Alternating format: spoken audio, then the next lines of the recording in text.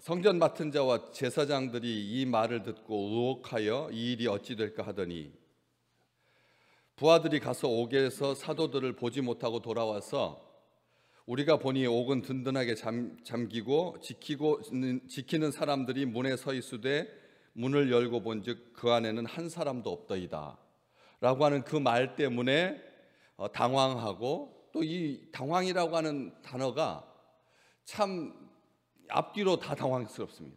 당황이 뒤로 넘기면 황당이 되니까. 당황하고 황당하고 어떻게 해야 되나, 기겁하고, 그렇게 공황장애에 걸린 것처럼 속수무책이고 뭘 해야 될지 모르는 그런 상황이 되죠. 이 일로 인하여서 이 벨릭스 총독에게 대제사장들과 고위 종교 지도자들이 바울을 고소할 때 전염병 같은 자, 폭동과 소요를 일삼는 자, 나사렛 예수 이단의 괴수, 우두머리라고 그렇게 고발했던 것처럼 하나님의 백성들을 향하여서 전염병처럼 여긴다. 이게 얼마나 그들에게 두려움이고 공포였는지, 어둠에 갇혀있던 사람들이 빛을 만나게 되면 1차적인 반응은 두려움이고, 그리고 혼란스럽고 어찌할 바를 모르게 되는 거예요. 자기들이 단단하게 가둬두었는데 단단히 잠그고 보초를 세우고 물 셀 틈 없이 철저하게 방비했는데, 왜요? 자기들이 필요할 때마다 이 사도들을 증거로 해서 예수 도당이 나쁘다, 예수 도당은 악하다, 하나님에 대해서 대적하는 사람들이다, 백성들을 소유하는 사람들이다, 물증으로 삼기 위해서 사람을 증거물로 그렇게 확보해 두었는데 그들이 없다고 하니까 이게 난리가 난 것이죠. 난리가 난 것입니다. 그런 상태니까 당혹스럽고, 그리고 어찌할 바를 몰랐었는데, 그러고 있을 때 이 일이 어찌 될까 이렇게 두려워하고 있는데 마침 사람이 와서, 여기 22절에 부하들이 가서 옥에서 사도들을 보지 못하고 돌아왔다. 부하들로 시작됐던 그들의 그 강한 이미지가 25절로 와서는 이제 일반 사람이 와서 알렸다. 무슨 뜻입니까? 처음에 그렇게 기세등등하게 예수 믿는 백성들을 죽일 듯이 그렇게 달려들었지만 시간이 지나니까 이제 똑같은 그냥 인간인 거죠. 그냥 사람인 겁니다. 그렇게 낯서게 그렇게 예수 믿는 백성들에 대해서 아주 그냥 죽일 듯이 잡을 듯이 그렇게 하지만 시간이 그렇게 많이 경과하지도 않았는데 금세 그들은 사람이 됩니다. 일반 사람이 된다는 것이죠. 결국은 뭘 말하는 겁니까? 그들도 사람이라는 뜻입니다. 그들이 국가의 시설을 함부로 할 수 있을 만큼 그렇게 능력 있고 권세자들이었지만, 그럼에도 불구하고 그들의 심령 속에 우리하고 똑같은, 그들은 우리하고 똑같은 인간이지 그들이 뭐 공중 권세를 잡고 있기 때문에 영적인 존재가 될 수가 없다라고 하는 것이죠. 그래서 사람들이 와서 뭐라고 말을 하냐면, 보소서, 옥에 가두었던 사람들이 성전에 서서 백성을 가르치더이다.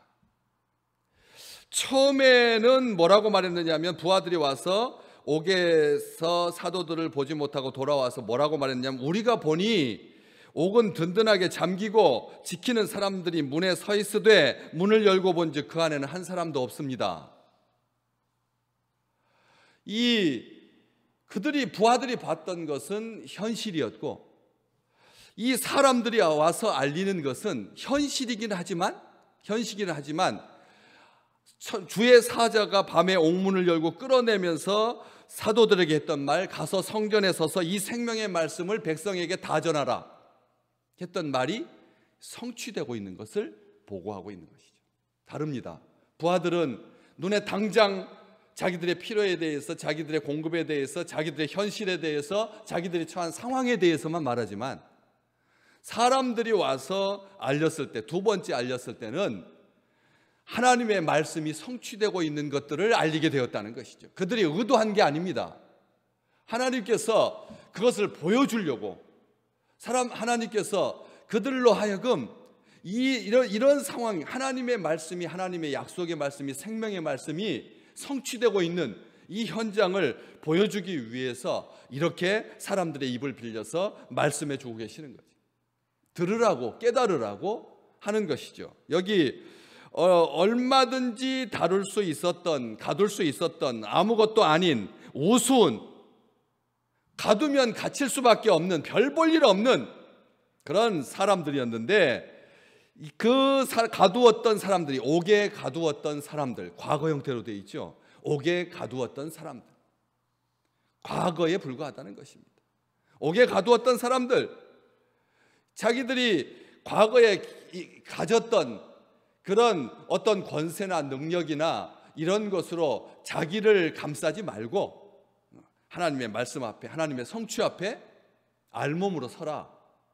과거에 자기가 이루었던 것으로 자기를 가리지 마라. 많은 사람들이 얼마나 자주 과거에 이루었던 것으로 현재를 부끄럽게 합니까?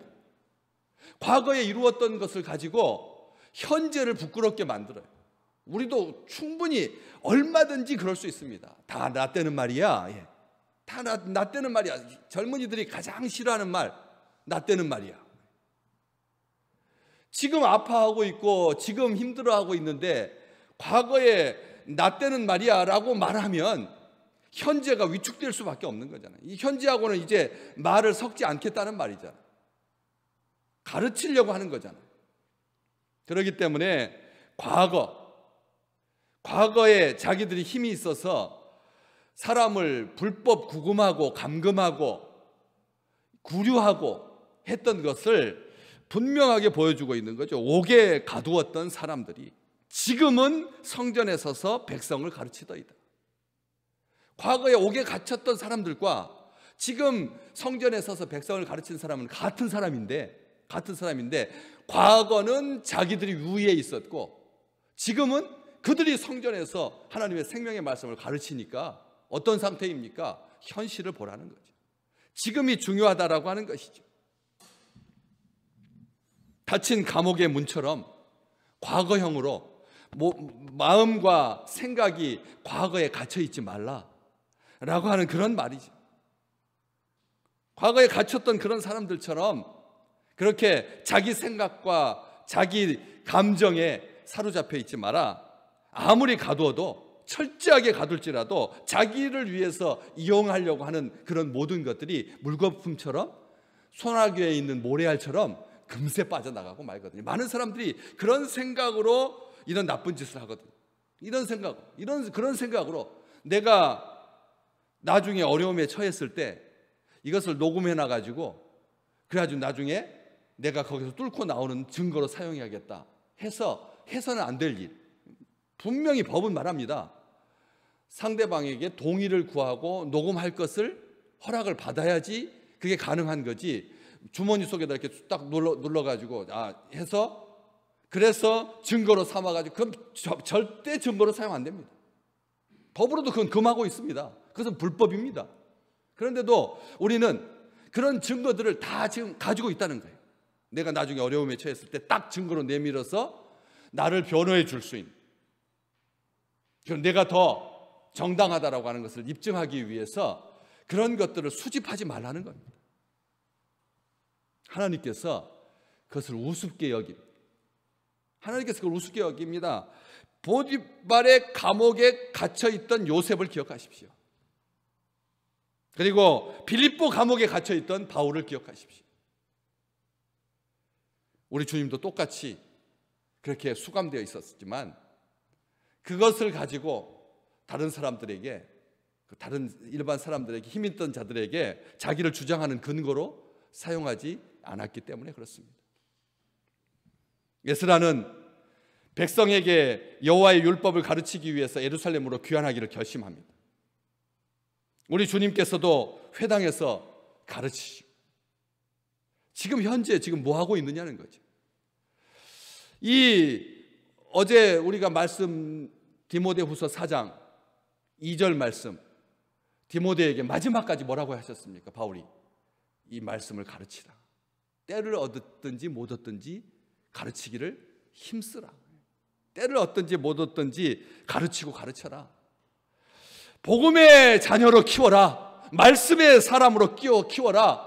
마음과 뜻과 정성을 다해서 하나님을 사랑하는 사람이 되게끔 가르치고 가르쳐야 된다. 복음을 증거하는 것과 가르치는 건 다른 겁니다. 아시잖아요. 복음을 누구든지 예수 믿으면 구원받는다. 누구든지 예수 믿으면 하나님의 아들이 된다. 누구든지 예수 믿으면 어둠에서 벗어나게 된다. 영생을 누리게 된다. 새 삶을 살게 된다. 이게 복음이잖아. 이것을 가르쳐 주는데, 전파하는데 이것을 가르쳐 줘야 된다는 거예요. 복음을 증거하는 것과 가르치는 것이 같은 작업이지만 가르치는 것은 풀어서 해석해 주는 겁니다. 복음은 하나님께서 가서 하라고 하는 대로 가서 말하는 게 그게 사도고요. 사자는 시키는 자가, 보낸 자가 하고 싶은 말 그대로 하는 것이 사자이죠. 그러나 교사는 그것을 풀어주는 사람입니다. 이걸 기억하셔야 됩니다. 성경은 처음부터 우리 하나님은 말씀하셨습니다. 집에 앉아있든지 길을 갈 때든지 누워있든지 일할 때든지 하나님의 말씀을 계속 부지런히 강론하고 가르쳐라 말씀하셨습니다.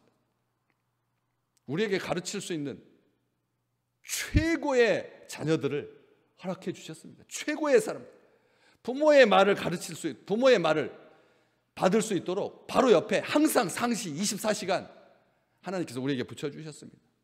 주님 말씀하십니다. 손목에다 메고 미간에다 붙이고 문설주와 바깥문에 기록해라. 하나님의 말씀을 그래서 오고 가는 대로 그냥 고개를 돌려도 거기에 하나님의 말씀이 있게라.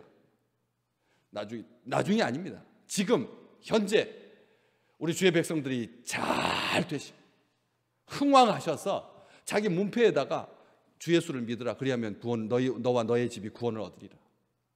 써붙일 수 있는 그런 흥왕하는 가문이 되시기를 주의 이름으로 축복합니다. 그렇죠? 가서 사람을 모집해 가지고 가르치지 않더라도 그 은단 장사, 비타민 C 장사 잘해 가지고 그냥 하나님께서 그 기업을 그냥 축복해 주셔 가지고 제일 강남의 노른자 땅에다가 제일 큰 간판으로 올림픽대로 타고 쫙 들어올 때 하나님은 당신을 사랑하십니다. 기업의 자랑이 아니라 우리의 자랑이고 하나님의 말씀은 우리의 자랑이고 그 자랑이 우리의 자랑일 뿐만 아니라 그게 사람을 살리고 생명을 살리고 영생을 주는 축복의 길이라고 하는 것을. 그래서 이 사도들이 성전에 서서 백성들이 다 알아듣게 분명하게 하나님의 생명의 말씀을 가르쳤던 것처럼 처세술 가르치고 돈 버는 법 가르치고 친구 사귀는 법 가르치고 오락에 대해서 말하고 성공에 대해서 말하고 성취에 대해서 말하는 것이 아니라 오늘 본문 말씀 30절과 31절도 너희가 나무에 달아 죽인 예수를 우리 조상의 하나님이 살리셨다. 하나님의 말씀을 가르치고 32절에 우리는 이 일의 증인이다. 그렇게 가르치는 것이죠. 우리가 증인이다. 이렇게 가르치는 것이죠. 그래서 베드로가 복음을 전하고 가르쳤을 때 3,000명이 회개하고 세례를 받게 되고 듣던 무리들 가운데 마음이 찔려서 형제들아 우리가 어찌할꼬 했던 것처럼 1907년 평양 대부흥이 회개를 가르치고 죄사함의 길을 가르쳤기 때문에 우리 땅에 하나님의 부흥의 역사가 있었던 것처럼 진정 우리가 가르쳐야 할 길은 하나님 앞에 회개하는 길만이 사는 거다. 하나님 앞에 죄를 돌이켜야만 산다. 살 길을 궁리하지만 진짜 살 길은 하나님 앞에 돌아서는 것이 살 수 있는 가장 완전한 유일한 길이다. 이렇게 가르쳐서 이 세상의 권력이 이 공중의 권세 잡은 자가 하나님의 백성들을 강제할 수 없다라고 하는 것을 보여주는 복음이 전파되고 하나님의 뜻이 예루살렘에게 가득하게 되고 열방이 주께 돌아오고 그리고 복음으로 하나님의 나라로 하나님의 말씀으로 생명의 약속으로 충만케 되는 이 놀라운 축복이 우리 세대에 일어나기를 간절히 소망합니다.